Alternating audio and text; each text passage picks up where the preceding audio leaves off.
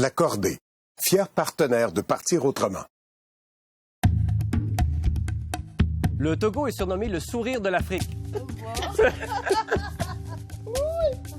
Reconnus pour leur sens de l'accueil, les Togolais ont aussi su préserver leurs traditions, même les plus mystiques. N'est-ce pas? J'aurai le bonheur de le constater en séjournant dans un petit village élevé sur les flancs du mont Agou.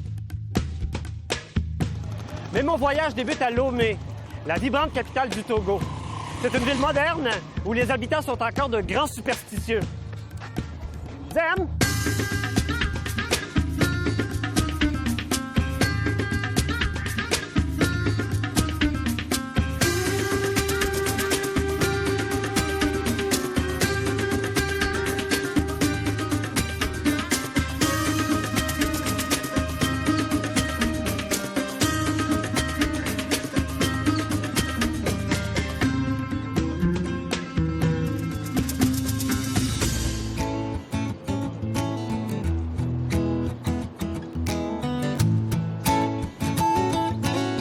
Dans les rues de Lomé, les mototaxis sont légion.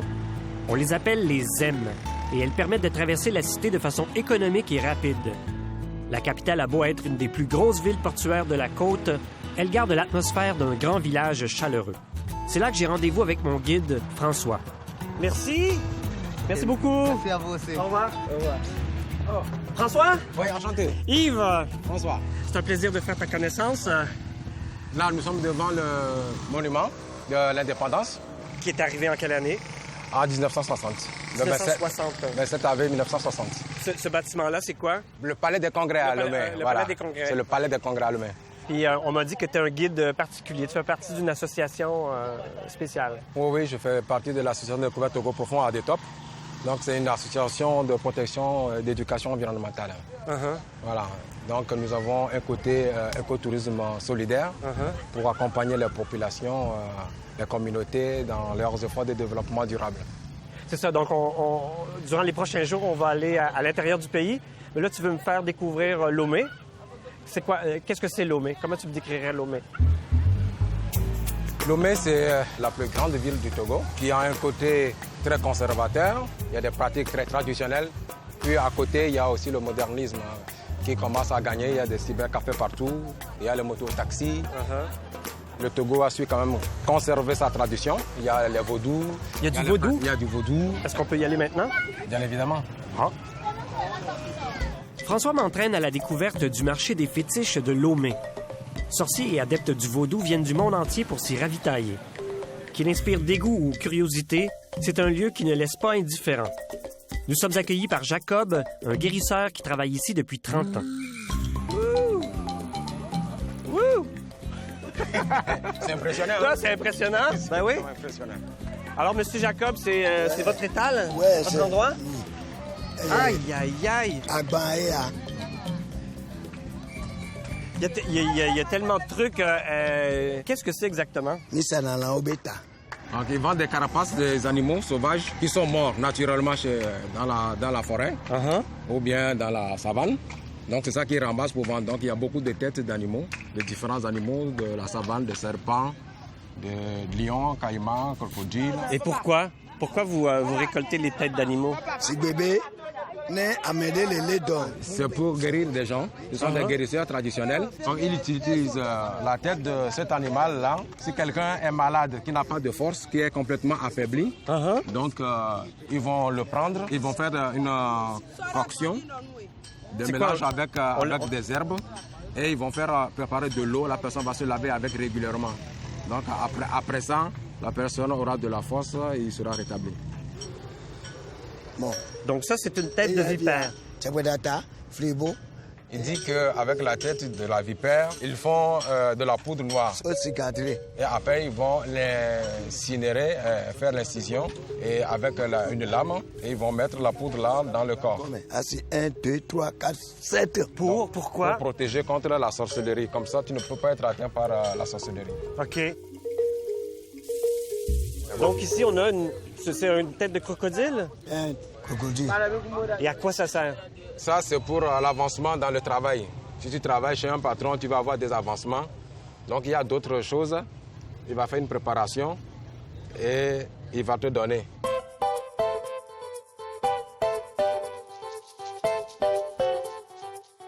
Et attends, mi sort dans l'olombe nous. Donc ça aussi c'est pour l'amour. L'amour? L'amour. Comme le propriétaire d'un chien ne peut pas appeler son chien et que le chien va refuser, ils vont te faire une préparation. Si tu utilises ça dans un parfum, n'importe quelle fille que tu vas appeler, elle va te suivre. Ah, non, mais il y a quelque chose qui... je suis curieux. Ah, excuse-moi, Pitou. Comment vous conservez... c'est quoi, vous tranchez la tête, puis comment ça se conserve comme ça avec le poil? C'est juste séché au soleil? Il dit que pour les guérisseurs, une fois que l'animal arrive chez eux, eux, ils touchent, c'est fini, ils peuvent bien conserver. Il ne va pas pourrir, ils vont sécher et puis il ne va pas pourrir.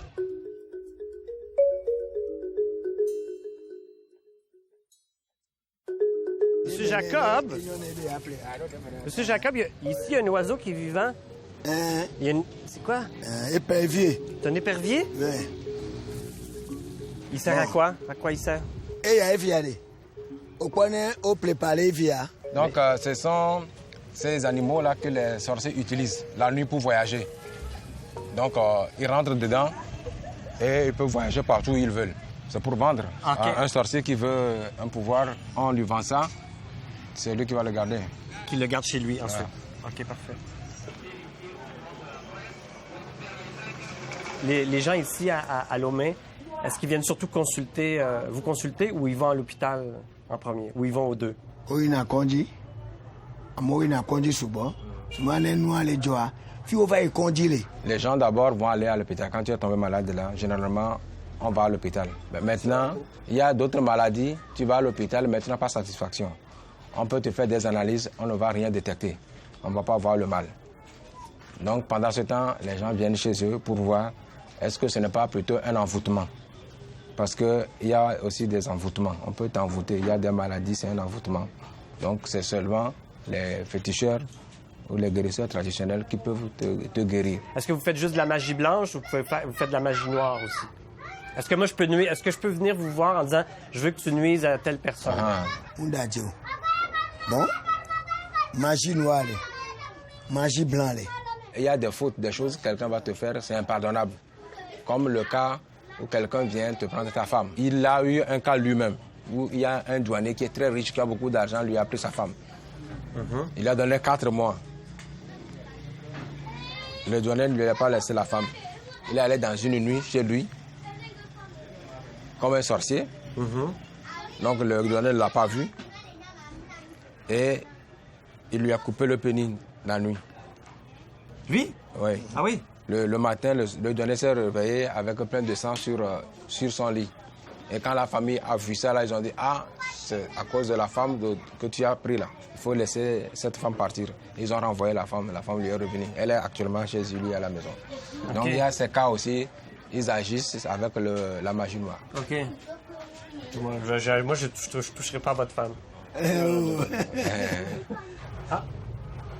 Bon, par exemple, EIPA. Ça, c'est l'amulette protecteur pour le voyage. OK. Donc ça, c'est la sécurité de voyage. Donc ça, ce n'est pas une assurance qu'on paye avec de l'argent. Donc ça, tu as ça, avant de voyager, donne. Oui. Tu enlèves comme ça, OK. Tu parles. Donc, on ouvre comme ça, puis on dit « Je souhaite faire un bon voyage et arriver à bon port en santé. » Revenir aussi en santé. Revenir en santé. 10-4. Puis là, je referme. Puis là, je mets ça dans un petit sachet ou si je... Dans ta poche ou bien dans ton sac de voyage. Combien je vous dois? Il y a un conseil les prix. Oh! Oui. Bon. Mais il y a sauvé. Il y a sauvé des cas. Bon. Bon, on a mis les cas. Il va avoir 15 000 à Ibécois. Il y a des cas. Combien? 15 000. 15 000? Oui, 25 000. Il y a bébé. Fétiche en tombé. On va avoir 20 000. Il va réfugié. On va avoir 15 000 bébé. Donc, au début, c'était 25 000? Il dit, lui, pensait te vendre à 25 000. Il a demandé le fétiche a dit non. Il a dit 20 000, le fétiche a dit non. Et il a dit 15 000, le fétiche a dit oui. OK, donc la négociation a lieu avec le fétiche. Bon, l'assurance, ça coûte plus que 15 000. Ben oui. Merci beaucoup. Maintenant protégés par les fétiches, nous prenons la route pour le mont Agou et ses forêts verdoyantes. C'est là que François a fondé son association pour développer l'écotourisme dans les villages. Comme celui où m'accueille Prosper, un agriculteur qui reçoit les voyageurs chez lui. Akpekaka. Akpekaka. Afouane. Alors, c'est Prosper. Prosper, enchanté. Oui. Il est le responsable du tourisme ici. C'est le comité d'accueil? Oui, c'est le comité d'accueil. OK, bon, allons les rencontrer. Voilà.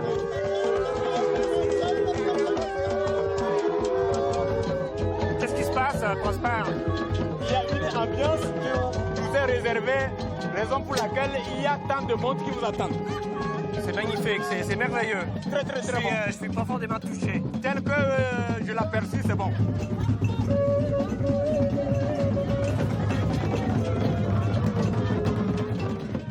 La danse qu'on a vue, la danse des chasseurs, avant de sortir ces instruments de musique, il y a des sacrifices qu'on fait préalablement. Ils doivent sacrifier une chèvre et 2 poules avant de sortir le tam-tam. Donc avant, la situation financière économique des populations était meilleure. Donc à l'époque, les gens sortaient volontairement de l'argent pour acheter un bête, ou quelqu'un peut donner volontairement une bête pour sortir le tam-tam. Aujourd'hui, ce n'est plus le cas. C'est plus difficile aux gens de donner volontairement ou bien d'aider. Donc, il ne peut plus se pratiquer. Et comment faire pour transmettre ça à la génération future? C'est difficile, c'est là la question. Donc, nous profitons de l'arrivée des touristes pour regrouper les gens. Bonjour. Moi, c'est Yves. Enchanté. Yves. Ça, c'est l'argent du touriste qui a servi à acheter les bêtes pour le sacrifice. Et puis maintenant, les gens savent pourquoi ils s'intéressent. Ils savent que maintenant, ils vont danser et avoir une récompense. Donc en même temps, ils profitent. Tu vois, il y a comme un triple avantage dedans. D'abord, ils se pratiquent, ils gagnent de l'argent. Aussi, pour s'épanouir aussi également. Donc voilà, et cela a double intérêt. C'est pour ça que nous, on associe, tu vois, on aime bien le tourisme solidaire. Ça nous permet de bien concilier l'économie, le social, le culturel et la protection de l'environnement. Qu'est-ce que vous faites ici? Eh ben, on est venu visiter le Togo pendant quelques jours et découvrir la population, les villages, la flore, la faune. C'est votre première fois ici? Ouais, c'est ma première fois. Ben, c'est sa première fois en Afrique. C'est ton baptême? C'est mon baptême. Ça fait combien de jours que tu es arrivé? Ça fait 3 jours. Et puis, c'est quoi tes premières impressions? C'est un beau pays, c'est un beau pays. C'est un chouette pays, très accueillant, très chaleureux, avec des bonnes valeurs humaines qu'on a peut-être perdues en Europe. Est-ce que vous étiez au courant qu'il y a un projet d'écotourisme ici? Oui, dans ce village, oui, on en a parlé avec Ceylan et Eugène, nos accompagnateurs.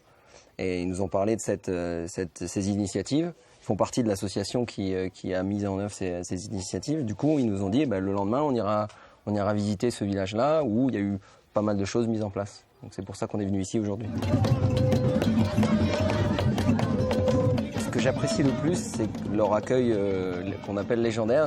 C'est pas une légende, c'est une vraie réalité et c'est ça que j'apprécie le plus. Les gens sont vraiment ouverts, gentils, accueillants, avec une vraie relation qu'on arrive à créer qui n'est pas biaisée comme dans bon nombre d'endroits touristiques. C'est quoi votre coup de cœur ici? Monter ici, sur cette montagne, et puis venir dans ce type de village. Là, c'est vrai que c'est quand même une belle rencontre avec la population, et puis c'est beau, il y a une belle vue, la végétation est magnifique, donc faire ça, c'est une bonne chose. Ouais, ce terrible-là, et le mieux que j'ai fait au Togo, c'est vraiment très sympa. On est passé par une association de tourisme solidaire qui s'appelle Adetop. OK, donc vous êtes passé par Adetop. Oui, par Adetop, qui est au sein de c'était d'autres collègues qui m'avaient recommandé cette association. Et c'est vrai qu'ils ont des pratiques qui sont très, très simples, très sympas, très respectueuses. Et du coup, on passe des séjours très intéressants. Bonjour. Je suis très intéressé. C'est quoi comme instrument? Comment ça s'appelle? Akofé. Akofé? Oui. C'est fait avec une corne d'antilope ou quoi? Oui, d'antilope. Comment on joue? Bon, je mets ici. La bouche ici? Oui, la bouche là-bas. Siffler. Il faut presser l'air. Compresser l'air. Montre-moi avec ta bouche comment tu fais. Comme une trompette, un peu? Oui, une trompette. Oui, oui.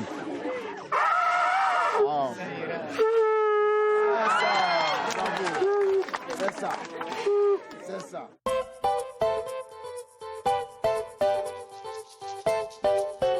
Comme plusieurs habitants du village, Prosper peut héberger des touristes. C'est chez lui que je m'installe. C'est chez toi? Oui, c'est chez moi ici. Ah! C'est beau, c'est joli, mon Dieu, mais t'as une vue magnifique.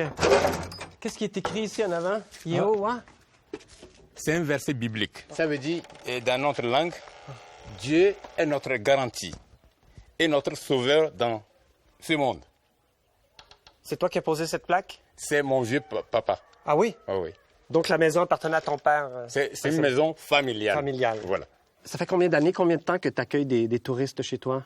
Ça fait banalement 7 ans. 7 ans? Oui. Et comment ça a débuté? Ça t'est venu comment? Bon, dans le temps, il y avait des Blancs là qui passaient. Ils passaient, mais ils ne s'arrêtaient pas ou quoi? Ils passaient sans arrêter. OK. Et il s'est fait que il y avait eu un décès chez nous ici. Et par là, un frère est venu, M. François Satro. Et il me disait que c'est sa première visite ici, là. Que nous avons un beau village ici, caché dans un nid. Et c'est par là qu'on s'est tissé des relations. Et partant de là, il nous amène souvent des amis qui nous visitent. Wow, c'est beau, c'est joli. Voilà. C'est qui? C'est mon vieux papa. Et là, ici, c'est qui? C'est maman de papa. Ta grand-mère. Voilà. Ta grand-mère. Et ici, c'est moi-même. Ah, ça, c'est toi? Oui, oui, c'est moi ici. Ah. Est-ce que on t'a déjà dit que tu ressemblais à un acteur américain qui s'appelle Eddie Murphy? Oui. Oui, hein? Oui. Mais t'es plus drôle que lui.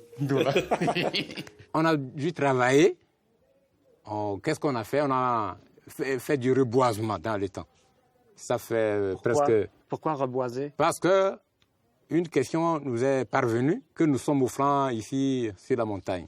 Il pleut beaucoup et nos cultures dégradent aussi. Souffre de l'érosion. Voilà, l'érosion. N'est-il pas beau? C'est une suggestion de sa part qui nous est parvenue. N'est-il pas beau de reboiser? Ça nous a plu et ils ont amené plein de plans là pour freiner l'érosion partant de Tomegwe, le village qui se trouve en bas là, jusqu'ici. Et puis moi, à quel endroit je peux séjourner? Oh là là, c'est ici. C'est là? Oui, oui. OK, allons-y. Allons regarder.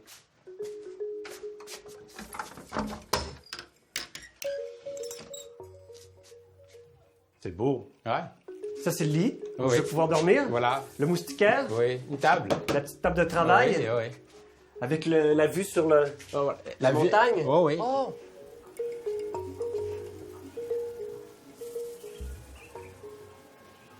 À partir de quel moment il y a des touristes qui sont venus vous visiter ici? Ça fait tout juste 4 ans. Tout juste 4 ans. Oh, oui. Et depuis ce temps, il y a combien de personnes qui sont venues ici? Oh, ouais, bon. Il y a tant de monde qui vient. Et depuis le début de ce projet-là, qu'est-ce que tu as vu comme amélioration dans la vie du village? Dans le village, dans le temps, bon, il y a des ordures qui sont éparpillées dans le village, mais grâce à eux, là, bon, une question nous est parvenue n'est-il pas de ramasser les ordures là, qui se trouvent au bord des chemins, des routes, des coins là? C'est par leur idée que, bon, nous on commencé par embellir le village, par ramasser des ordures, et voilà, dans lequel nous sommes propres maintenant. Ici, c'est le WC, et ici, c'est la douche. OK. Oh, mon Dieu, à ciel ouvert. OK, donc je peux prendre ma douche ici? Oui. En regardant le paysage. Voilà. Aïe, aïe, aïe. Il y a même le robinet ici. Oui. Donc, quoi, je prends un seau en plastique? Voilà. Bon. Hey, tu vois ça ici, là? La, la, la, la. Ça a été quoi la réaction des villageois la première fois qu'il y a des touristes qui sont arrivés? Est-ce qu'il y a eu Des réactions étonnées? Comme... Ils étaient très, très, très motivés Oui? d'avoir des peaux blanches chez eux. Donc, très, très contents envers eux, quoi. Qu'est-ce que c'est que les étrangers font qui vous font rire, mettons, dans notre comportement? Bon, leur manière de danser... On danse mal, hein? Non. Personne ne danse mal. On danse. Oui. À chaque fois que je danse, Plutôt, vous riez. Non, plutôt ça nous plaît beaucoup. Ça vous plaît beaucoup? Oui. Même si on danse mal, vous nous pardonnez, vous dites « Ah, il fait l'effort de Oh là danser. là, voilà, oui, c'est ça. C'est pas gênant, c'est impeccable. En un an à peine, le projet d'énergie propre dans Lagou a permis d'électrifier l'école et le dispensaire du village, mais surtout à installer un complexe qui transforme les déchets sanitaires en biogaz. C'est des laitues d'eau Des laitues d'eau. qu'ils sont en train de ramasser. Pourquoi? Vous voyez ce bâtiment? Oui. C'est la latrine. Là? Latrine. La latrine? Oui. L'endroit où on fait... Voilà.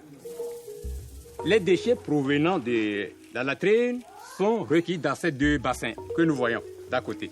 Les deux bassins. Ça sert d'engrais. Y compris les laitues d'eau et la jacinthe. OK. Quand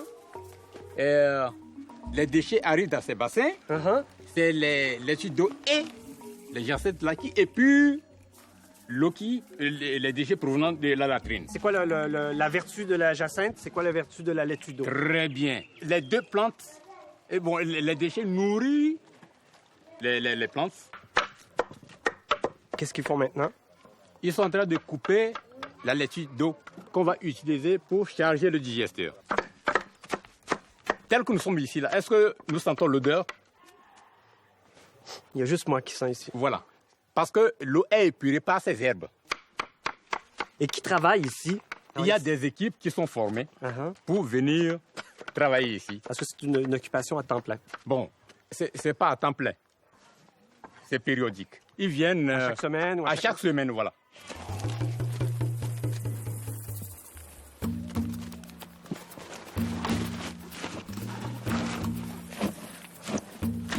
Puis là, il faut écraser? Non, non, on fout ça dedans, là. OK, il y a un Dans trou, le là. digesteur, voilà. OK, là, il y a un trou qui est là. Oui, OK. nous avons le digesteur ici. Ah, OK. C'est comme l'estomac qui reçoit tout. Ça, c'est une bouche? Puis l'estomac est là. Voilà, Ah, OK, c'est le bac de chargement. Voici, OK. voici le digesteur. C'est comme l'estomac L'estomac est ici. qui reçoit tout. Puis là, c'est C'est le bac d'influent. d'évacuation. Voilà. Ici, quand le gaz sort par ici, il y a l'influent qui sort, c'est l'engrais liquide qu'on peut utiliser pour nos champs. Voilà, voilà. On est en train de charger l'influent sort par ici. C'est un processus qui prend combien de temps, le transformer en engrais? Une journée. Une journée. Voilà, une journée pleine. Et nous avons notre gaz qui sort par ici, communiqué par ce tuyau, vers le manomètre et le filtre à gaz. Ça, c'est là. Ici, là, ce qu'on voit, il est là, là. C'est le manomètre. C'est le niveau. C'est le niveau qui est là. du gaz que nous voyons. OK. Donc, on a suffisamment de gaz dans l'atelier de transformation. OK. Voilà. Ah, bonjour, Hein? mesdames. Bonjour, mesdames. À point. Alors, qu'est-ce qui se passe ici, Prosper? Nous avons les brûleurs ici, là. OK. Ah, les deux. Les deux, c'est des brûleurs. Voilà. Attention. Ouah! Ouh là là, c'est dangereux. Donc, il y a assez de gaz pour faire une flamme. Voilà, tel que nous voyons ça, vu le manomètre, le niveau du manomètre, il y a du gaz. Qu'est-ce que vous fabriquez avec le biogaz? Nous préparons du jus avec le biogaz. Du jus? Oui, du jus de gingembre, du jus de baobab Oui. et des sirops de bissap. C'est quoi ça, du bissap? Je vais vous montrer ça.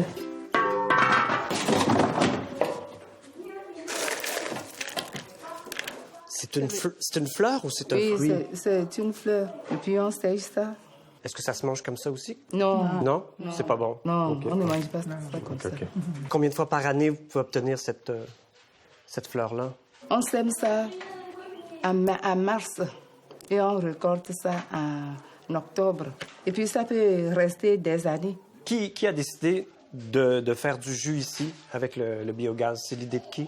Il y avait une association qui nous a envoyés au Bénin pour aller apprendre à préparer des jus. Donc, nous étions partis 4. 2 pour les jus, 2 pour les savons.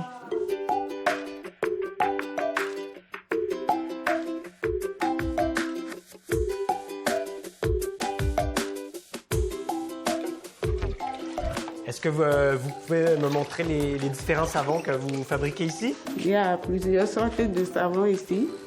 Ici, vous pouvez voir savon de la carotte qui enrichit la peau grâce à la vitamine A de la carotte. Un savon à la carotte? Oui. Oui, c'est vrai, ça goûte la carotte. Ça goûte la carotte. Ici, savon d'aloès qui lutte contre la transpiration, excellent pour les peaux fragiles. C'est bon contre la transpiration. Ça, c'est pour moi. Ça prend combien de temps fabriquer un savon? À peine 16 minutes. 16 minutes? Oui? Oui. Là, maintenant, vos savons, vous les vendez où? Ici, il y a les villages qui sont alentour de nous. Est-ce que vous faites ça tous les jours ou vous faites ça une fois par semaine? Non, une fois par semaine, tous les mercredis.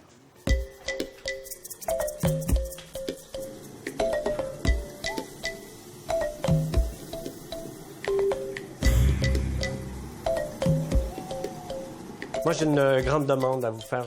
Est-ce que je peux essayer un de vos jus? Le jus de gingembre, est-ce que je peux goûter? Sans problème. Sans problème? Oui. Ah, il n'y aura pas de problème. Ça, c'est le jus de gingembre. Oui. OK. Donc, il faut le brasser? Il faut secouer ça avant de... Attention, thé.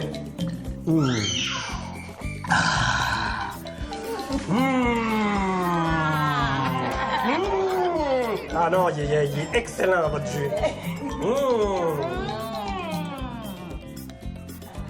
Il y a du gingembre là-dedans.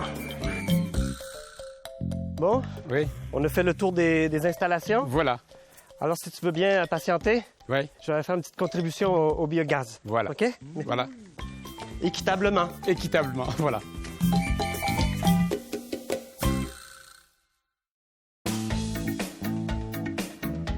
J'ai rendez-vous à la frontière du Bénin, pays voisin où est née la religion vaudou au 17e siècle. Avec 50 millions de pratiquants dans le monde, les cultes qui l'accompagnent sont complexes et mystérieux, à l'image des danses des masques Zangbeto et Kelekbeto.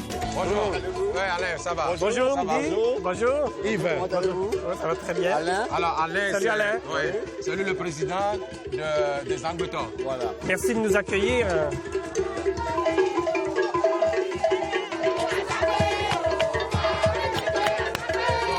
Traditionnellement, dans le temps, dans le passé, le Zangbeto, ça veut dire Zangbeto, c'est-à-dire gardien de la nuit. Alors, c'était pour surveiller la nuit. Quand le roi sortait la nuit, le Zangbeto sortait, pour faire régner le calme avant que le roi ne sorte. Parce que le roi, on ne pouvait pas le voir comme ça. Donc, il sortait la nuit. Les esprits, c'est un dieu ou... Oui, c'est des esprits. C'est des esprits. Qui protègent. C'est un esprit bienfaisant. Bienfaisant. Et est-ce qu'on peut le voir? Est-ce qu'il y a une forme, le Zangbeto? Cette forme qu'on est en train de voir, ça c'est le Kelekbeto. Le Kelekbeto, c'est le gardien du jour. Lui peut sortir le jour, on peut le voir sous cette forme. Donc chaque fétiche demande un sacrifice, une immolation. Tout à fait. Comment ça Alors, fonctionne? voilà, le premier sacrifice, c'est au niveau du fétiche Agbobo. C'est lui, le père du village. Il est arrivé avec le roi Meto-Aousan. Alors, avant toute cérémonie, avant toute chose dans le quartier, il faut lui demander la permission. Alors, avec un bélier, on lui immole un bélier, on demande la permission, on demande sa protection avant de commencer quoi que ce soit. Maintenant, après d'avoir tué le cabri, il y a une façon de le lancer. pour voir si le fétiche a accepté son offrande ou pas. J'ai vu là, que le prêtre il versait un liquide rouge avant dans la petite écuelle. Avant ça, c'est quoi là, ce liquide-là? De l'huile rouge. C'est quoi l'huile rouge? C'est fait avec quoi? C'est l'huile de palme. C'est l'huile de palme. Les noix de palme. Et la couleur rouge est faite avec quoi? Non, c'est l'huile comme ça. C'est la couleur de l'huile. Elle vient c'est rouge. Naturellement comme ça. OK. Allô, ya! Boisson! Comme là? Ejimirado ado gwaloko. Ejimirado ado gwaloko. Ejimirado ezumena te boto jimirado ado.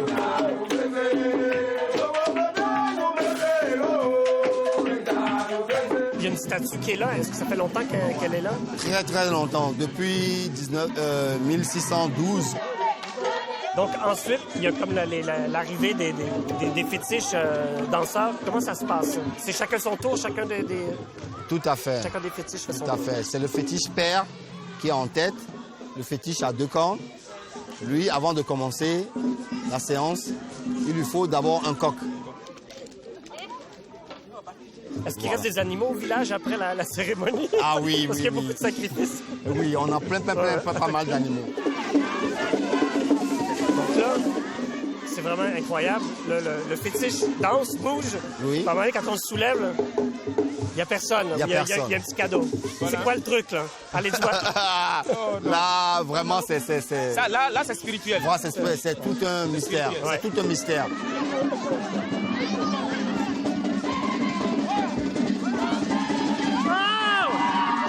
Alors, le tour de magie, comment ça se passe? Oui. Le fétiche, il vient, il se positionne. Voilà, maintenant, avec la farine de maïs, plus de l'huile rouge, OK? On fait un cercle. Ensuite, il y a celui qui dirige le tour de magie. Il prononce des incantations. Quand c'est prêt, le fétiche dit qu'il est prêt. Alors, il y a des gens qui sont aux alentours. Ils ouvrent maintenant le fétiche. Oh.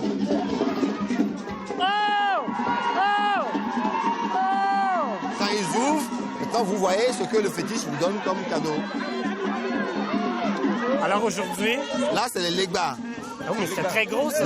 On les appelle les legbas. C'est des fétiches. OK. C'est un bébé fétiche qui transporte... C'est un bébé fétiche. Oui. Voilà, c'est un bébé fétiche. Ensuite, on a eu droit à un pointeur. Le petit, là. Celui qui dansait, là. C'est un féticheur aussi. C'est un féticheur. C'est un féticheur du dieu Heveso, dieu du tonnerre. Le dieu du tonnerre. Voilà, c'est le dieu du tonnerre. Ce qui est incroyable, c'est qu'ensuite... Oui. Ensuite, on ramène le fétiche. Le fétiche se relève. Et il commence à danser encore. Il danse et le cadeau disparaît. Voilà.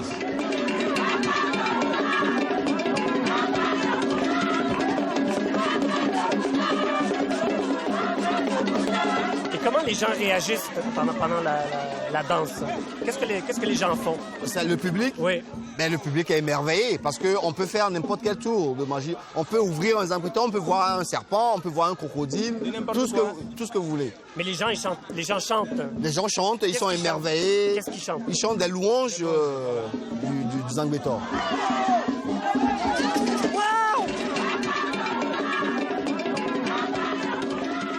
De retour au Mont Agou, je pars en excursion avec François pour en apprendre davantage sur l'ethnie qui le peuple, les Évés. Voilà, nous sommes arrivés. C'est le village de Djigbé. Djigbé, ouais. C'est beau. Ouais, très beau. Au fond là-bas, c'est une église en construction. Puis tu vois comment les maisons sont alignées sur le flanc du mont. Sur les toits, on voit des pierres pour protéger les tôles contre le vent. C'est un vieux village? Oui, c'est le plus ancien des villages de Agou-Kebo. Qui a été fondé en quelle année? Vers 1780. OK. Ouais. Au moment où les Agou Évés se sont réfugiés ici. Ils sont réfugiés ici pour se défendre contre les envahisseurs. Je crois que le chef du village va nous raconter cette histoire-là. Évidemment. Allons-y.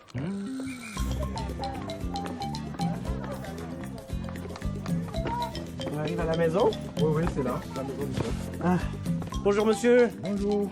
Comment vous appelez-vous? Pardon? Comment vous appelez-vous? Je m'appelle Togboui Koutouma-8.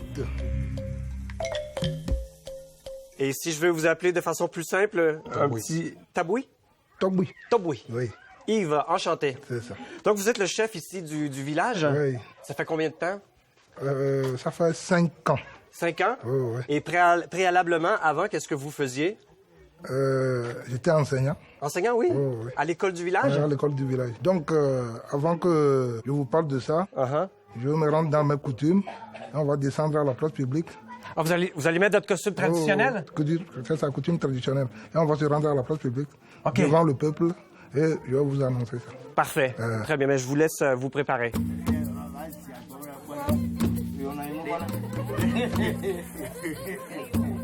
Oh! Est-ce qu'on peut applaudir? On peut applaudir.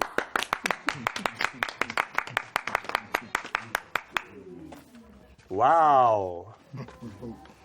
C'est beau! Est-ce que je peux vous poser tout de suite juste quelques questions?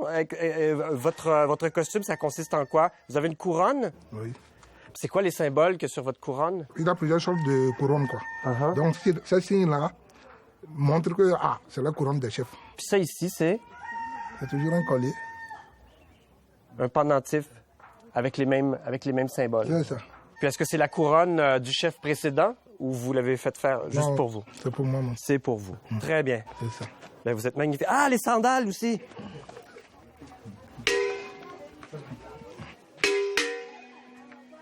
Naduko! Naduko macho! Yeja peramilo!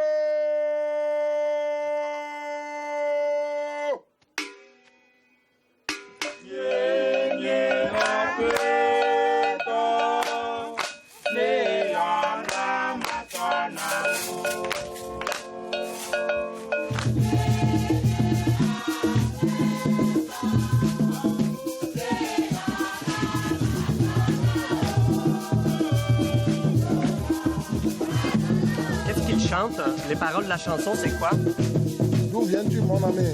D'où viens-tu, mon ami? Oui.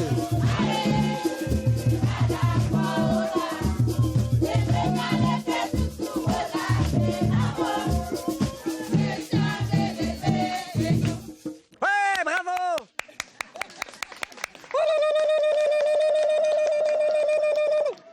On se trouve où ici dans le village? Nous sommes à la place publique du village. La place publique, c'est l'endroit où vous siégez? Oui. C'est l'endroit où nous faisons les réunions. Et c'est la position du chef ici, sous l'arbre? Oui. Est-ce que vous avez un trône? Est-ce que vous avez un siège particulier? Oui. Un chef est intronisé sur un trône. Mais qu'on ne peut pas vous montrer comme ça. C'est ça, c'est lors des célébrations spéciales. C'est ça. Alors dites-moi, donc ici, les Agous se sont réfugiés ici sur la montagne, mais est-ce que les Ashanti ont essayé de venir vous déloger? Oui, ils sont venus, ils ont essayé. Et si bien que c'est nos ancêtres qui les avaient vaincus ici. Si bien que le capitaine des Ashanti était sommé ici par des rochers.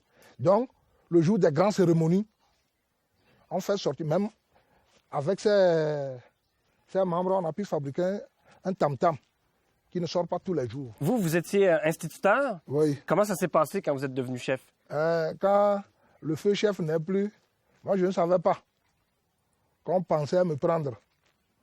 Tout ce choix-là se fait au conseil de famille là. Celui qui va dire qu'il propose celui-ci. Il propose celui-ci. Toutes les collectivités se réunissent dans le village et les sages, ils disent que non, celui-là, on peut le prendre. Celui qui veut dire que non, en voyant, moi je préférais qu'on prenne l'autre. Donc il y aura vote. Ça se fait à l'insu de la personne? Oui, ça se fait à l'insu de la personne. En ce temps, toi-même, tu ne sauras même pas.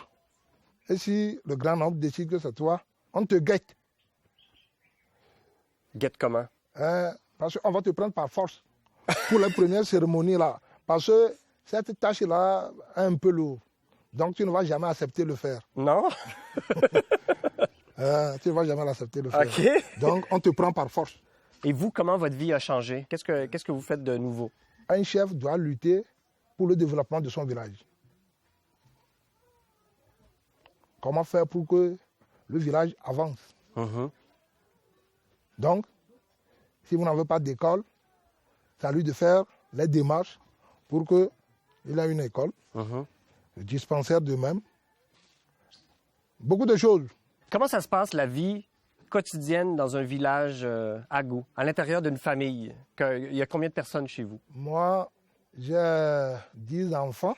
10 enfants? Oui. De la même femme? Une même épouse? Non. Chez nous, un chef a droit à plusieurs femmes. Ah! Ouais. Combien? Combien de femmes? Combien d'épouses? Donc, présentement, moi, j'ai 4 femmes. 4 femmes? Comme les femmes sont tellement jalouses, ben, à vous de le savoir comment les supporter.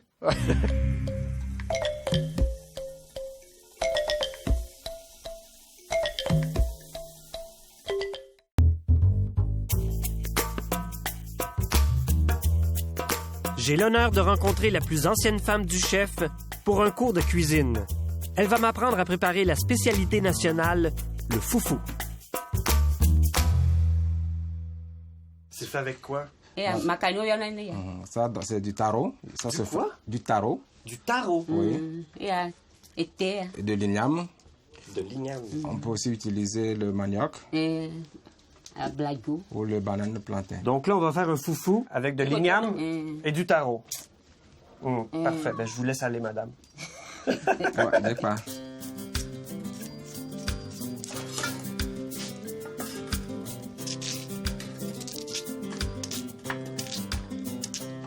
Donc, on a tranché les ignames, les taros. On les met dans l'eau bouillante. Combien de temps? 30 minutes. 30 minutes. À quelle occasion les Togolais mangent du foufou? On peut manger le foufou en tout moment. C'est le moyen préféré de plusieurs personnes, donc ils peuvent manger tous les jours. Le matin, le soir, le midi? Ouais. Oui, midi, soir. Et puis ça se mange avec quoi? Il y a une sauce qui va avec, et ça se mange avec les doigts. OK. Est-ce que les hommes font en manger aussi? C'est juste les femmes? Parfois, les hommes peuvent aider leurs femmes à préparer le foufou parce que ça se pile. OK. Donc, ça prend de la force physique? Ouais. Vous avez besoin de moi par la suite pour piler? François. Elle dit que si tu veux essayer, quand tu seras prêt, elle va t'inviter. Elle va m'inviter à essayer. Donc là, c'est le pilon. Là, c'est le mortier. Il faut bien les laver.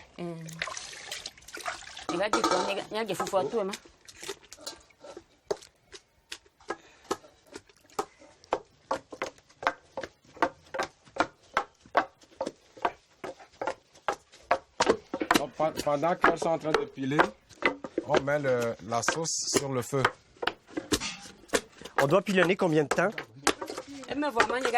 C'est environ 5 minutes. Oh.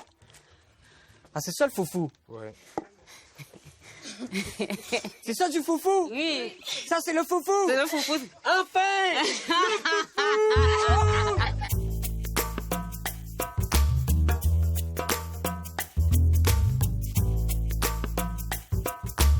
Donc le foufou s'en vient? Le foufou est prêt?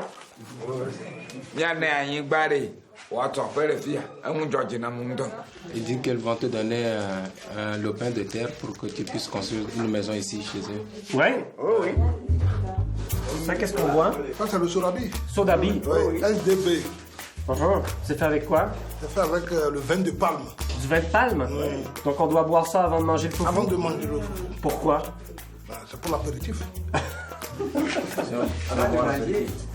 Pour une bonne digestion. Ah, ça aide à la digestion. Ok, parfait. Okay. C'est lui qui tient le verre. Ah, moi je tiens le verre, ok. Voilà. Et moi, je verse dedans un peu sur la vie. Ah, juste un peu. Ouais, comme tu as déjà mangé. Ok. Moi, je prends le foufou du terreau. Ça, c'est l'igname. Ok. Qu'est-ce qu'on dit pour trinquer? Dans notre langue. Ouais. Nezo. Avant de manger. Avant de manger. C'est ça. Très bien.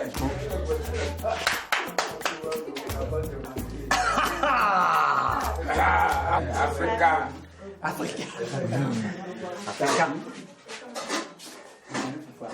C'est costaud.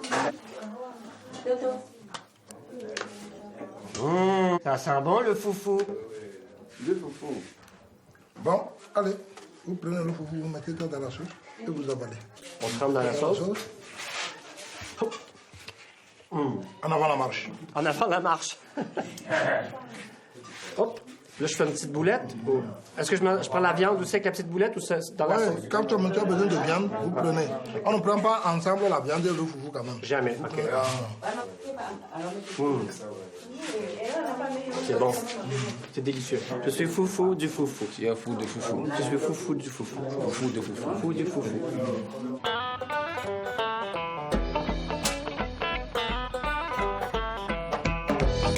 C'est mon premier voyage en Afrique et je ne peux pas partir sans me procurer un djembé. Je me rends au marché des artisans de la ville voisine de Palimé. Hey, salut Guy. C'est un tambour caractéristique d'ici. Bon, ça, c'est un tambour d'origine guinéenne. OK. Comme tout le monde, nous sommes tous les Africains, nous sommes tous les Noirs, donc on l'utilise ici aussi. Et ça s'utilise ici maintenant, ça fait au moins quelques centenaires maintenant. Comment tu fabriques? Quel type de peau? Bon, c'est la peau du chèvre. La peau de chèvre. Puis elle n'est pas rasée? On va raser après. Tu vas la raser après? Après, si on tend ça, après on rase. Et si tu rases, si ça ne donne pas le bon son, tu retends encore. Et ça va donner un bon son. Les motifs que tu fais sur le bois, ça représente quoi? Ces motifs sont les motifs africains quand même, mais tous ils ont des significations, quoi. Par exemple, ici maintenant, c'est que ça signifie s'il n'y a pas une seule voie qui mène au marché. Donc c'est ça le motif que j'ai fait ici, quoi. Celui-ci, c'est? Et celui-ci, c'est un motif qui est très caractéristique à ceux qui font des oracles. C'est leur symbole des oracles. Et ça a beaucoup de signification. Ça prend combien de temps fabriquer un tambour comme un djembé comme ça? Bon, un djembé, je peux prendre au moins 4 jours pour fabriquer.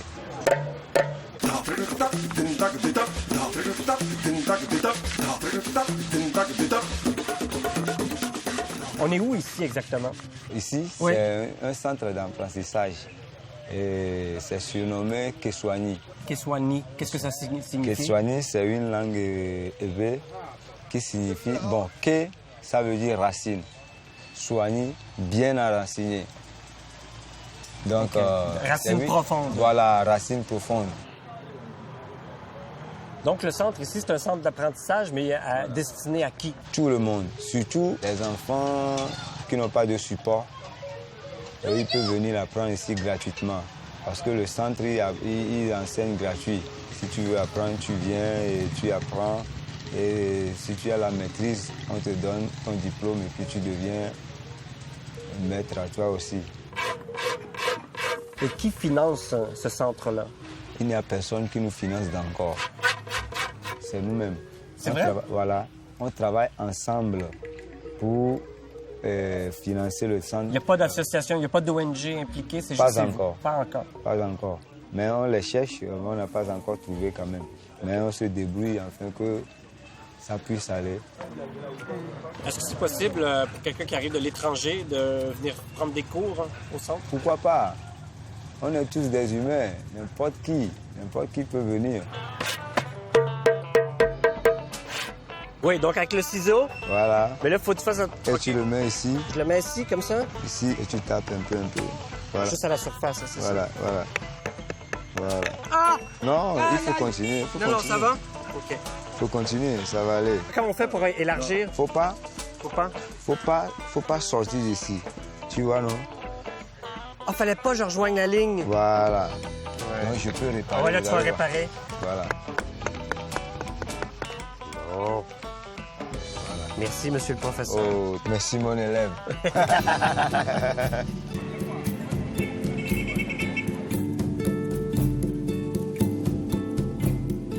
Merci infiniment à François. Ça a été un séjour formidable. Continue ta mission. Je te sens totalement investi. Je suis sûr que si je reviens ici dans 10 ans, là, ça va être encore plus magnifique. Beaucoup de choses vont changer encore. Ouais. C'est moi qui te remercie. Ouais. Ouais, je vous souhaite un bon voyage, un bon retour. Ouais. Et beaucoup de succès. J'ai tout ce qu'il me faut là, pour retourner. Ouais, ça c'est bonne chance. Bon voyage. Je suis de retour à la maison.